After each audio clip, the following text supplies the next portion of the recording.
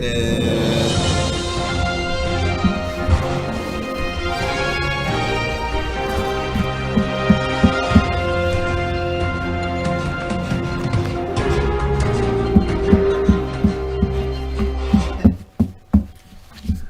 On today's topic of music news, what do we have for them today?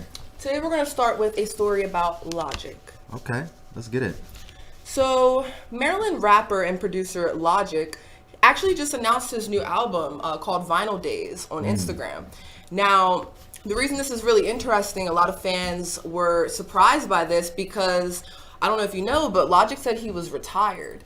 And he hasn't been in the game a very long time, but I mean, he's definitely made his mark. So when people heard this, they were excited. They're like, dang, like Logic's coming back out. He has some new music. He's from Maryland too, right? Yeah, he's a Maryland native. Actually, the fun fact about Logic, he actually worked with somebody from Omega Studios in Rockville, Maryland, that producer got a Grammy working with him, which is pretty cool, especially just because he's a Maryland native and he's putting people on out here. So big respect to you, and you definitely get your flowers. Another thing he said on Instagram was that, you know, he got this microphone from Jay-Z. So if you look at the clip, you see him pull out this like mic out of a package, and he's like, this is Jay-Z's microphone. Like, they gave it to me. It's exclusive. So like, he kind of did that to excite his fans as well. Okay, true. And it says that he doesn't have a release date for his album yet, but his fans are thinking it's going to be something like the Young Sinatra rather than the newer work of like the Bobby Tarantino. Okay. So I mean, I could see that too. Hopefully, it's on some like old school Logic, because like, I mean, the new one I heard, it was all right, you know what I mean? But it's like that old Logic's really. Yeah, I'm a fan of that. I can feel that. And like, the thing with Logic that's cool is just, again, him being an underground artist from Maryland. It just kind of gives you perspective. It gives you hope. It kind of just gives you that faith to know, like, dang, like someone else from my camp made it. And the fun fact about the Omega thing that we found out is like, we went to Omega to like try to be students ourselves, and then like when we heard that some of Logic's people went through Omega, even Jay-Z's people, like one of Jay-Z's producers actually went through Omega. So like, to be able to see that and all the pictures on the walls that we seen and stuff, like, it was crazy. It's cool. It's definitely crazy. It just shows you like progression and, you know, perseverance as an artist. Right. Now, one thing I want to challenge y'all to think about is just like, you know, how did Logic, this underground artist from Maryland, get into this position where he could retire early? Right. It's like, how do you even get yourself into that position in the music industry at that? He had to have been doing more things. I know Logic's really huge on Twitch. If anybody's not familiar with Twitch, that's a streaming platform where people do video games, but it's not just video games. People are on there doing music. There's a segment called Just Chatting. People be on there crocheting with their cats, man. I'm telling you, and they getting paid. So definitely shout out to Logic for being And at the same time, like you said, it's another stream of like outcome of like, you know, income that you can make and stuff. Like pretty much, you know, as an artist, it's not just music. It's not just, you know, putting it out there and stuff. Like, you can make you can make money off of YouTube, monetizing off that, monetizing off of platforms, monetizing off of the Twitch, gaming, you know, incorporate the gaming with the music and stuff. Like, these are all different ways that an artist can, like, you know what I mean, create a piece of revenue for themselves. Yeah, so it's definitely just something to think about, you know what I mean? Don't put yourself into a box. You know, shout out to Logic, because although you said you was retired, now the world's waiting for MVD'S, so we'll see what you got. So Yep. Shout out to you. All right, so let's get to our next topic. All right, let's get it. All right, so our next topic, the first SoundCloud artist to have 10 million followers creating a new record. He became the first followed artist on SoundCloud around June 4th with approximately 9.92 million followers, passing Big Sean's number 2 record of 9.5 million followers. Wow, that's crazy. That's wild. On SoundCloud? Yeah, for like the most followed artists, you know what I mean? And a lot of people like downplay SoundCloud because they're like, oh, nobody uses it anymore and stuff like that. Nah, underground, you know what I mean, artists and stuff are still pushing, still using it, you know what I mean? There's a strong like fan base even built in within SoundCloud, you know what I mean? So it's like, definitely. I mean, even mainstream artists, Future, he don't even gotta be on SoundCloud. Right, He's on Spotify, he on GQ covers. But like, for him to get that record for SoundCloud, that just shows you the impression that like hip hop has. Like, no matter like, you know, how big the platform is or not, SoundCloud is that place where like, you know, hip hop just resides. Like, it's a community there for sure. Right, it's definitely a community for sure. Yeah, and it's also crazy. We heard that there were some other artists on his heels for that spot of SoundCloud. I was surprised by this, but guess who was right under Future? Young Money. I was gonna say like Drake or no, something. Yeah, it was the Young Money like camp, like Nicki, Drake, because technically that's still like under, even though let's say they're out the contract, starting their own stuff now. Young Money's still a thing out on digital platforms, so it's like them as a collective, they're almost the most followed people on SoundCloud, which is crazy. And that shows too unity. You know what I mean? Unity, facts. Like regardless if you're pushing stuff by yourself or whatever, like it just shows. All these people are part of the same roster, but they just surpassed everybody. You feel me? Yeah. Who were some of the other people that were behind them? So right under Young Money was Wale, with 8.32 million followers. Under him was Pusha T. Oh, true. After that, Big Crit. Okay, yeah. And then right after that, Lana Del Rey, and then Justin Timberlake. So true. Drake ain't on here. Like some Bruno Mars.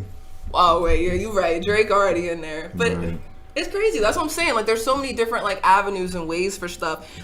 So yeah, shout out to y'all, because I mean, again, SoundCloud is not a dying platform. People are on there networking and still giving their flowers. So yeah, shout out to y'all. We're gonna be on there next. So let's get it. All right, our next topic brings us to our next topic. So this is super interesting. This is about Kid Cudi. So I am a huge Kid Cudi fan, but I'm not gonna lie to y'all. I just actually truly understood the impact of like his music and like, you know what I mean? Really took that time to listen to him. But the reason we're talking about him now is he just hit a record for vinyl sales for Man on the Moon 3. This is so cool to me. Just vinyl sales? That's what I'm saying. Vinyl sales in 2022. And I know people always talk about like NFTs, the metaverse, the digital things. world. Yeah, right. Yeah. And like that's so super relevant. Don't get me wrong. Right. But the fact that Kid Cudi is hitting records on vinyl sales just shows you that people are still playing them. Like people are still looking for that authentic traditional way of listening to music. Right. I feel like that's like become like the nostalgic, you know what I mean, like for people. It's like, oh, let me go buy this vinyl and stuff. Yeah. Like, you can't really do that nowadays. Right, because for now, like now you just go on your phone and just go to your Spotify playlist. But before you had the nice, like you see on the screen, they have the nice cover, the vinyl album. You take it out, it's all crisp. You set it on the player, you try to get that little needle right. I'm saying it like I've ever done it, but I've seen a lot of movies where they've done it. So yeah, I thought that was pretty cool. The album was digitally released in December 2020, but the vinyl edition was released December 17th, 2021. The album sits at number 4 on the top album sales chart with 41,500 vinyl units sold. What? So shout out to Kid Cudi. You definitely the man on the moon right now. Hitting them record sales. So shout out to you. And you gotta think, that's physical copies. That's crazy, that's like 41,500 vinyls. Are you serious? Yo, that just shows, man. You get it how you can, yo. Get it how you can. I gotta ask too. Anybody in the crowd listen to vinyls? Nope. Oh, actually, I got a vinyl player at my house, and they do. Okay. But I listen to Cudi, and that album is right. That's that fire. Exactly. That album is that fire. Yeah. So like, just imagine having that vinyl copy of it. You know what I mean? It's like you can show your grandkids. Like right. Yeah. Nah, it's definitely fire funny. though. That's funny. All right, cool. So we're gonna get into our last topic for the music news today.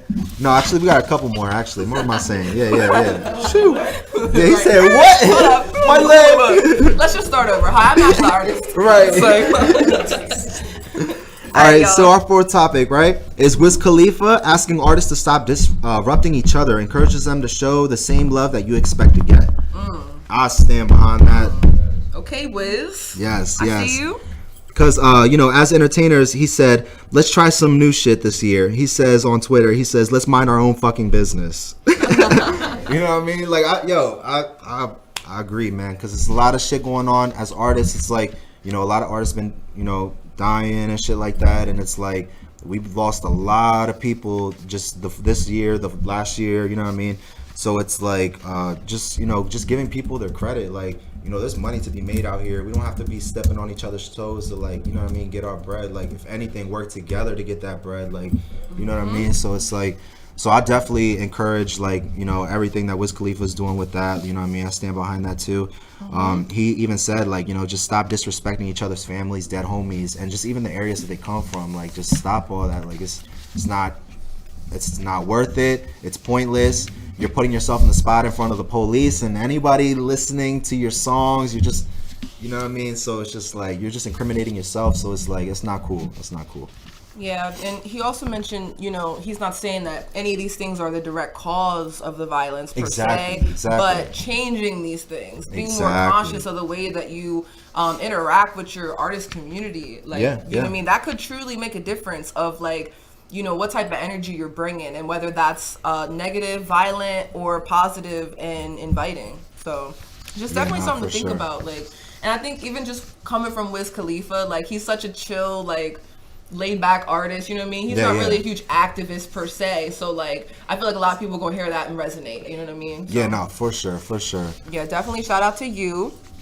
So that's gonna bring us to our next topic here. We're gonna talk about Nasty Nas. Nasty Nas. Gotta talk about Nas. So let's talk about Nas. Nas being sued. They suing Nasty Nas. Yeah. Man. And it's for the Illmatic, right? Yeah. So let's bring it back real quick. Let's bring it way back. So Nas is being sued right now for not paying royalties for Illmatic to producer Pete Rock.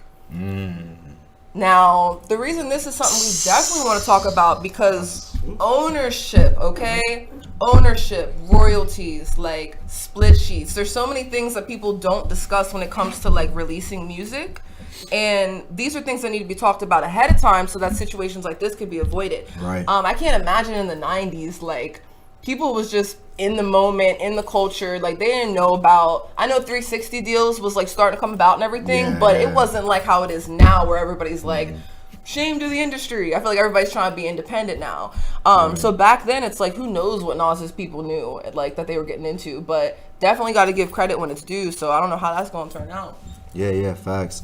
Another thing too is that, you know, they were talking about how Nas was talking about like his new album that hip hop is dead and this and that. And I remember Jeezy when he was first coming out, when that whole album like came out and stuff. So like when he heard Nas say that hip hop is dead, he kind of took offense to that because he was kind of like, yo, I'm a new artist coming up. Like at that time he was coming up. Right. Excuse me. The Jiggy soda got me. Yo, what you do to him? We gotta host the show. Like, over here, like, what's in that? Woo. Carbonated. Right, that's that carbonation. Hold on, what was I saying? I done lost what I was saying. Okay.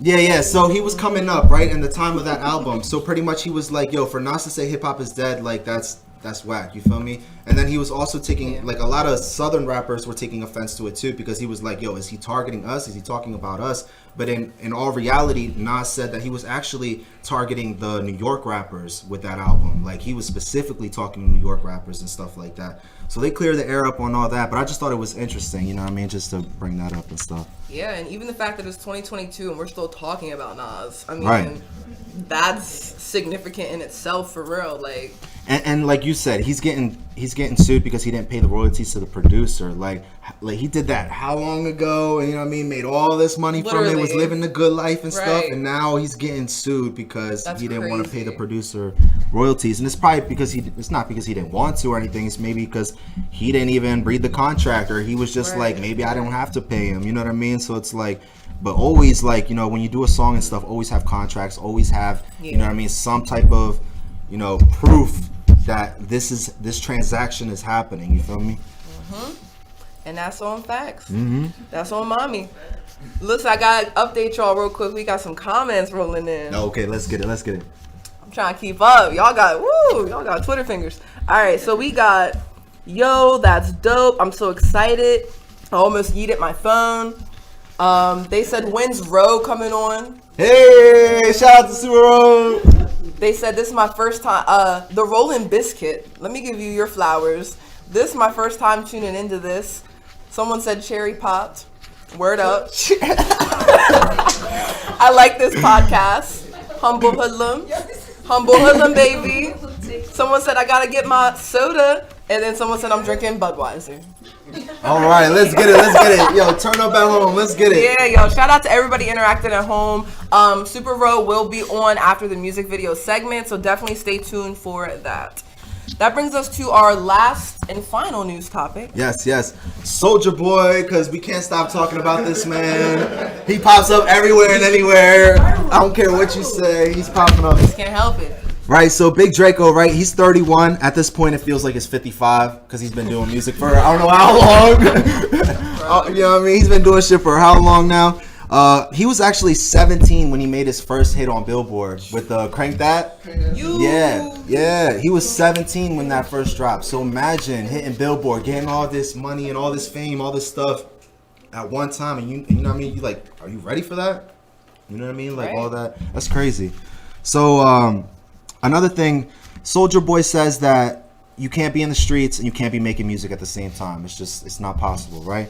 So a couple things he was saying. He says every time he finds a new rapper, they're getting locked up. So free the young rappers. I know it's hard in these streets, but you can't be a rapper and in the streets at the same time. You gotta separate it. So what are your thoughts on that, Ashley? I mean, that's a double-edged sword. Just because I know a lot of street people, you know, express themselves through their music. Exactly. Like, you know what I mean? And that even ties in, this is a different conversation, but that gets into like lyrics and how literal they are too. You know what I mean? Like whether that's a metaphor, whether you're actually talking about some real life stuff, you know what I mean? Music's really about expression too. So like, that's a hard one, you know what I mean? But I do think that you, as an artist, you have to carry yourself as an artist entrepreneur. And, you know, people see you first. So it is important to not let that, I guess, street side take away from the business side of the music. And another thing is, too, like, depending on what state you're in, like, I know that Jay-Z's fighting for, like, you know what I mean, to make New York, like, you can't use your lyrics against you in court of law and stuff. Yeah. So, like, in Maryland, I think they can. Yeah, they're allowed to use your lyrics in the court of law. So it's, like, just wording what you're saying, and you got to be careful because like once you start being seen in the light and shit, you know what I mean, it's like that can be held against you in a court of law, and it's like, you know what I mean. So it's like just being aware of these situations because this shit is happening and they are targeting like artists and stuff, you know what I mean, like who don't know about this, people who are in the streets trying to intermingle with music, you feel me? So it's like just everybody gotta be on their toes. So let me ask y'all, what are y'all's thoughts? Yeah. In the audience, what are your thoughts on this conversation? I kind of had a question. I'm like, you know what I mean? I get you say it's double-edged sword, but at the same time, it's like, how do y'all feel? Like, I feel like, wouldn't it be the street thing to protect the bag? So, like, you know what I mean? You got a man in the street, you know what I mean? You respect him for what he do. When he decide he want to do this, I'm not saying, you know what I mean, you're not street because you're making money, but at some point you gotta choose. You want to do the streets or the money. So it's like, or the different kind of money. So it's like, sometimes as a street person, you gotta let your mans go get that bag. You know what I mean? That's what's missing. Is the fact that they like, let him go to go get that bag. Not let me bum off of him, you know what I mean? Let him go get that bag and be that and separate himself. And protect him by any means, you know what I mean? Like, Yeah, but that's like real like loyal streets though. It's like that's how many people operate like that? How many people operate? Your bag. That's your man. Some artists, you know, like G Herbo. That's why they made it. Yeah. That's why they made it. He was still in the streets, but like he didn't put himself in that position. He got his peoples to do it or whatever. Right. And in the same way too, it's like, you know, like at the end of the day, we're all trying to get out of the position that we were in. You feel me? So it's like you can't knock somebody from the streets trying to make some music and trying to like turn some illegal money into some legal money. You feel me? Like, because at the end of the day, it's like, you know what I mean? You don't know what they've gone through. You don't know the situation that they've been through and stuff. And it's like, you don't know what they had to do to get to their position and stuff. So facts. Yeah, and I think when you say the word can't, that is like actually dangerous. Like, you know what I mean? Being like, you can't be in the streets and in the rap game. You could discourage somebody who wants more out of their life, or you could discourage somebody who, you know, whatever the case might be. So I guess just be conscious of your language and like, and just your moves and what you're doing. Yeah, your moves, feel me? Like, your company. Because if you're in Maryland. Right. Because say that again. Because like. You know, some people just get in the game because they want to get in the game. Right. Look at that as a different concept. You know, some people just want to come in and they just want to get into what they like in terms of rapping. It just may be something that came natural. Right. No, that's facts. just wanted to address that because it's not all targeted towards, guys that have lived on the street. Yeah. No, facts. Back in the day, back in my day. Right. Guys used to get on the corner and just harmonize. And then from there, they were discovered, a lot of them, and then they became, artists and things like that. And it's crazy how, like, how things used to work in that time, like, and then how it is now. Everything is like, over computers. You can't even like have a conversation with people and stuff because it's like COVID and all this other stuff, you know what I mean? So it's like, it's crazy. Yeah. The times have changed. And they keep changing. But it's not over yet. All right, y'all. Well, we're going to go ahead and wrap up the music